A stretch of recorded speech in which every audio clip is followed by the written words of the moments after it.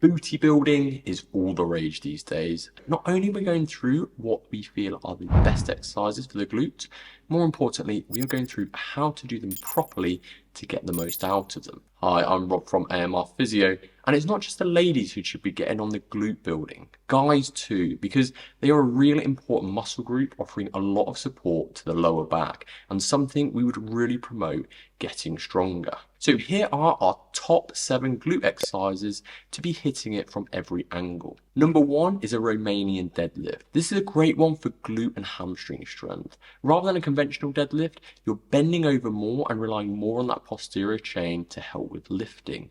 It means you'll be going lighter, and if wanting to build for gains, go into a higher rep range than you classically might for normal deadlifts, more to the 8 to 12 mark, keeping good tension and making sure you're really trying to squeeze your glutes as you're coming through to maximize activation. Keep your knees soft, not fully locked out, but minimize movement there and keep your back straight, really trying to stick your bum out to then get a better contraction throughout.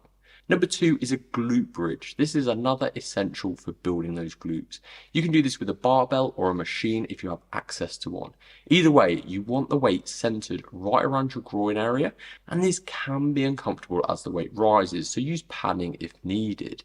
You want to lift the bar up fast, and the important thing here is to get as high as you can and maximally contract the glutes at the top, and hold that for a good second or two. Then lower and return to the top without losing any tension. With any of these exercises, the way to promote hypertrophy is getting towards failure. Generally aim for that 8 to 12. If you can't make that with good controlled tempo or around 1 second up, 1 to 2 second hold and 3 seconds down, then lighten the weight. If going beyond 12, then increase the weight. Number 3 is step downs. Stand side on with a box and slowly lower the opposite leg to the floor. The working leg is the one on the box, so make sure you're not pushing off the floor with the lowering leg. A good way to do this is to lift the toes so only the heel touches the floor. As soon as it does, raise back up. With the leg on the box, don't have the knee too far forward, as that will load the quads more, which you will get a little work with anyway, but to maximize glute engagement, sit back more and keep more of the weight on the heel. You also want to be going from as high a box as you can manage. The higher it is, the more glute work you'll get.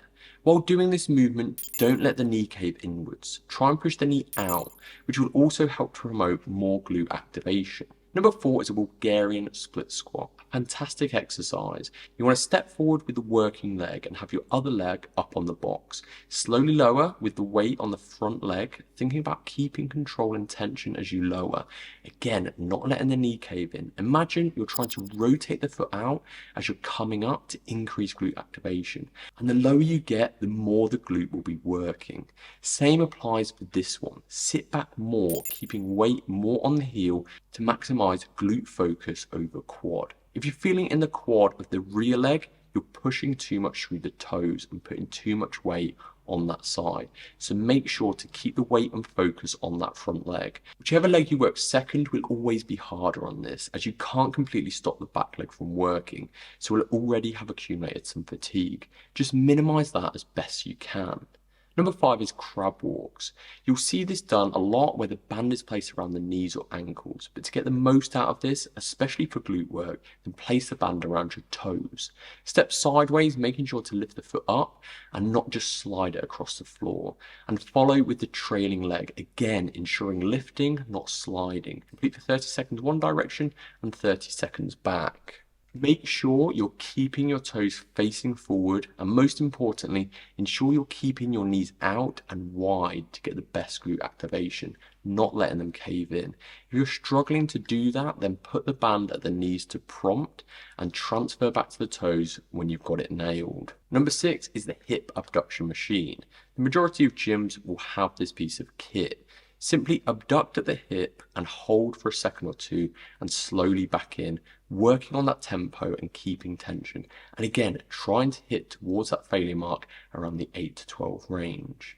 Number 7 is cable kickbacks. These are a really common one I see mainly women working on, and they are great to get some glute isolation. However, you wouldn't just want to do this exercise. You definitely want to be getting some of the compound exercises in discussed earlier in the video, and then use this as an additional exercise. Stand with a slight lean forward and lift the leg backwards. Again, hold at the end position, focusing on the glute contraction and slowly return. The benefit of this is you can play about with the position of the foot and the angle you're lifting back to hit all different areas of the glute. So there you have it, our top 7 glute exercises to work on. I really hope this was useful and you enjoyed it, and I'll see you on the next video.